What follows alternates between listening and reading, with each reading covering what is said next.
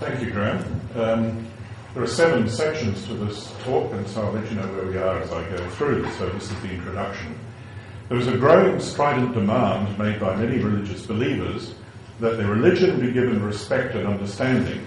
Tolerance, if it is mentioned at all, is only given third billing after respect and understanding. Here are 4 examples of this view. First, the Secretary General of the United Nations, Ban Ki-moon, tells us, quote, freedom of expression should be exercised responsibly and in a way that respects all religious beliefs, end of quote. Whatever restrictions there are on freedom of speech, and I think they should be quite minimal, this clearly entails the demand that we respect all religions, but respect them all at the same time. Since religious doctrines conflict with one another, it's hard to see how respect can be extended to all of them at once without contradiction. Respect would have to be equally given not only to the conflicting Christian doctrines of Trinitarianism and Unitarianism, but also to the Jewish, Muslim and Buddhist, not to mention atheist, denial of these doctrines. Again, the polytheism of the Hindu religion is in sharp contrast with the obsessive monotheism of Jewish, Christian and Muslim religions, and all of these are in conflict with the atheist reduction of the number of gods to 0, and so on for other religious differences. The second example is provided by the New Zealand National Interfaith Forum, who in March of this year had as its theme, Beyond Tolerance, Understanding and Respect.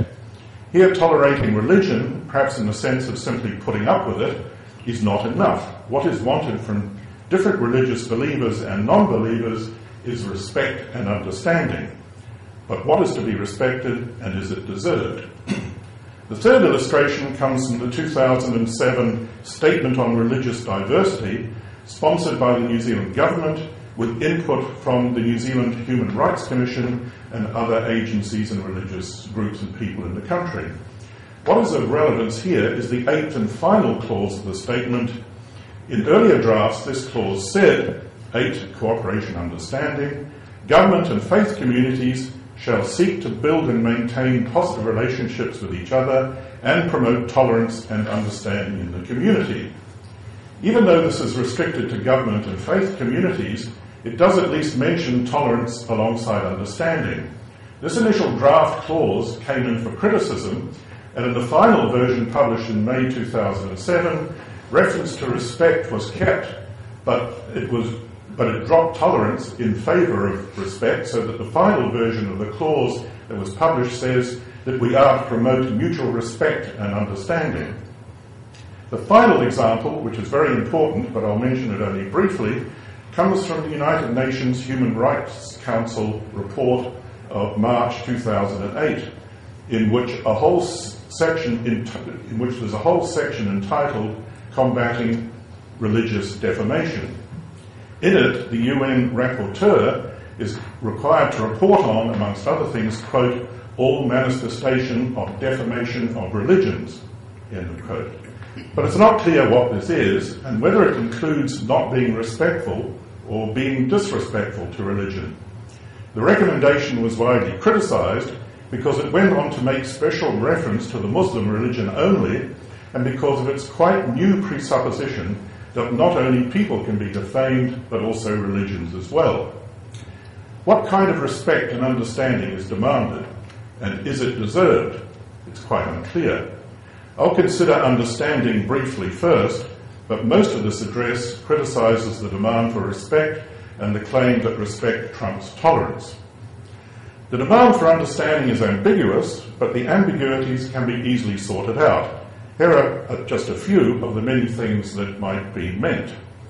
It might mean simply grasping the significance of a religious doctrine for a people or their community. But anthropologists and psychologists do not have to be believers or even respect religion to work out the significance that it can have for its adherents. Understanding might mean grasping the semantic meaning. This too can be readily achieved, though the legendary obscurity of religious doctrines has preoccupied an army of commentators and hermeneuticists down the centuries who attempt to tell us, often in quite different ways, what is really meant. But other kinds of understanding might be hard to realise, especially since most religions require some kind of unfathomable mystery at their heart as a means of keeping the faithful in awe.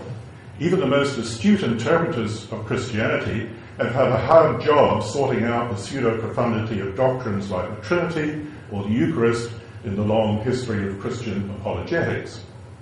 Let us now turn to respect. Just what sort of respect do religious believers want? They are unclear on this.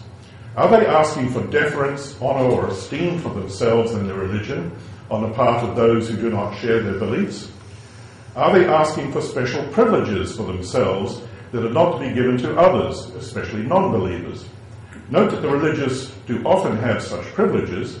Take, for example, the case of conscientious objectors who resist joining the military or engaging in wars.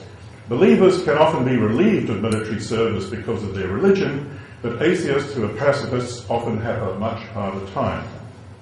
Is the demand for respect a roundabout way of requiring that the religious not be victims of criminal activity, such as desecration of graves? But then we all want that.